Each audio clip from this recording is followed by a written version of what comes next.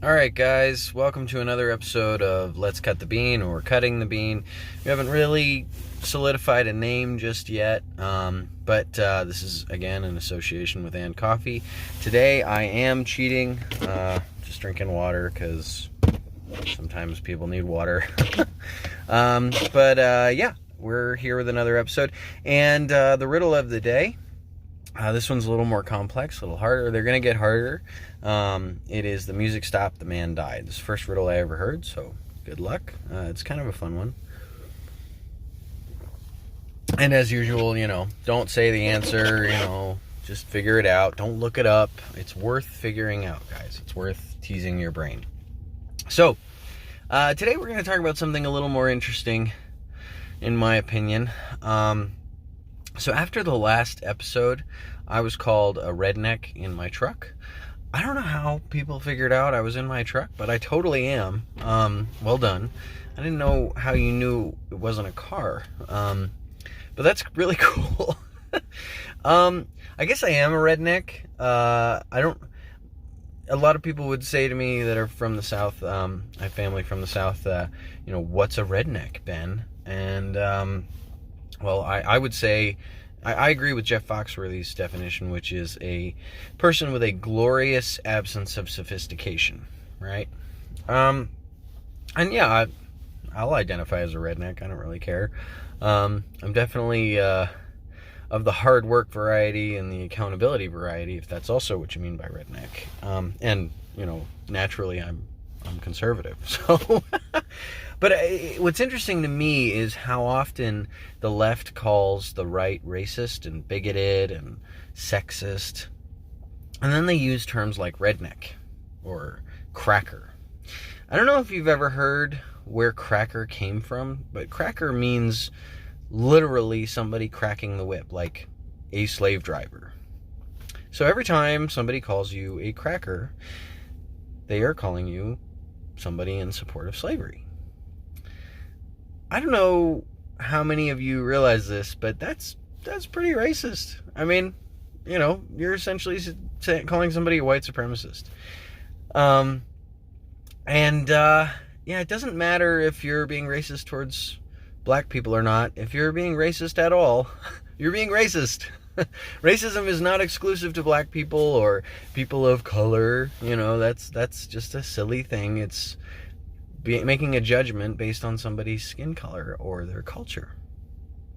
So, a deeper thing about this, though, is the left hates really anyone who disagrees with them. I mean, really, that's what we're talking about. That the left is so enamored with its own virtues, which they can't even decide, on a common sense of virtue. There are so many different ones, identity politics and so on and so forth. They can't figure out a common thing. So that's why the Democrat debates are falling apart. That's why they can't get a candidate, is because they've all been running on hating Trump and hating Trump's agenda and hating the people that support Trump. And they do hate the people that support Trump. Like, it's unreal. So, the deeper thing here is, what does the left actually stand for? I don't really think they stand for anything. And you're welcome to comment and prove me wrong and say what you disagree with. But I have yet to see any proof that the left stands for something concrete, right? And, a friend of mine was recently having a conversation, and she was asked, okay, so I understand sort of why I have to fear the radical left, but do I have to fear the radical right? And the answer is no, you don't have to fear the radical right. And the reason being, the radical left, what do they stand for? They stand for, virtue signaling and some moral hierarchy, but it's of their own. It's subjective. It's not objective, right? The radical right stands for your right, unequivocally, to do what you want with your own property as you please until you infringe on someone else's. So the radical right is so radical that they just want to be left alone. That's the radical right. The radical left wants to put you in a re-education camp. I mean, low-level supporter of Bernie or not, that's pretty true. I had the chair of the Young Democrats 3 years ago say to me, to my face, well, Ben, if you don't agree with this, maybe you need to go to sensitivity training. Well, that's brainwashing. I mean, that's just a polite way of saying it, euphemistic language or not. So, yeah, I mean, this is not, it's not okay. It's not okay. I don't want to steal anyone else's things.